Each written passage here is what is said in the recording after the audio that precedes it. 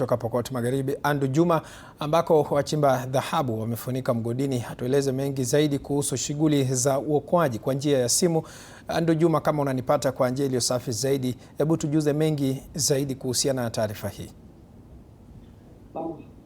Shukrani mwenzangu Kirobi kutoka hapa kaunti ya Pokot Magharibi, ambapo ni eneo la tukio. Usiku wa kuamkia leo, wakazi wa kaunti hii waliweza kurauka kwa habari za kusikitisha pale ambapo jana mwendo wa saa 12 jioni hivi inaripotiwa kwamba wale wachimbaji wa dhahabu waliokuwa wakijihusisha na shughuli hizo katika eneo la Romus. Kumbuka kwamba eneo hili lipo katika kaunti ndogo ya Pokot North, mpakani mwa kaunti ya Pokot Magharibi na kaunti ya Turkana, na inasemekana kwamba palikuwepo na wachimbaji dhahabu waliokuwa wakijihusisha na shughuli hizo, ila kuna jiwe ambalo liliweza kufiatuliwa au kubomolewa kwa kutumia baruti.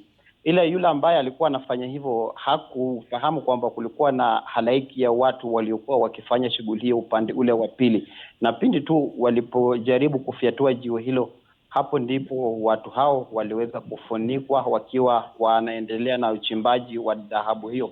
Ila kutokana na shughuli au kutokana na njia mbovu ya kufika eneo hilo, haswa kutoka mji wa Kapenguria, ikizingatiwa kwamba pia eneo hilo mara kwa mara huwa lipo katika hatari ya wezi wa mifugo au majangili, wale ambao walikuwa wanajaribu kutoa usaidizi waliweza kurauka au kuamkia kule asubuhi, na shirika la Msalaba Mwekundu lilikuwa mstari wa mbele kuweza kufika eneo la tukio. Maafisa wa kitengo cha kukabiliana na majanga kutoka serikali ya kaunti pia wakawa wanafika huko. Vile maafisa wa polisi waliweza kufika eneo hilo kujaribu kuwanusuru wale ambao walikuwa wameweza kufunikwa. Ila hadi sasa taarifa ambazo tunaweza kudhibitisha ni kwamba watu 15 wameweza kudhibitishwa kuaga dunia. Miili hiyo imeweza kutolewa na zaidi ya wengine 5 waliweza kukimbizwa katika hospitali ya rufaa ya Kapenguria kwa matibabu zaidi, wale ambao walikuwa wamejaribu au wale ambao walikuwa wameokolewa. Na shughuli hiyo inaendelea hapo. Kesho pia shughuli hiyo itakuwa inaendelea ili tuweze kujua pengine ni miili mingapi ambayo tutaweza kuipokea kesho, au ni wangapi ambao pia tutaweza kuwapokea.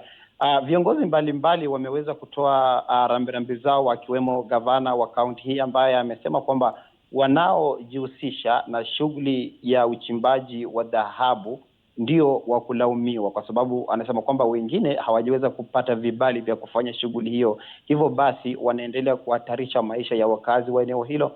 Sasa hata wakazi wanasema kwamba wale ambao waliweza kupoteza maisha yao hapo ni zaidi ya watu 50. Kwa hivyo hatuwezi kudhibitisha kwamba idadi hiyo ipo, ila tunasubiri tu kesho tuone pia kama tutaweza kupata takwimu zingine ambayo yapo katika eneo hilo kujaribu kuokoa. Hapo ndipo pia tutakuwa tunajaribu kuwapasha watazamaji wetu kwa mengi zaidi. Naam, asante sana Andu Juma.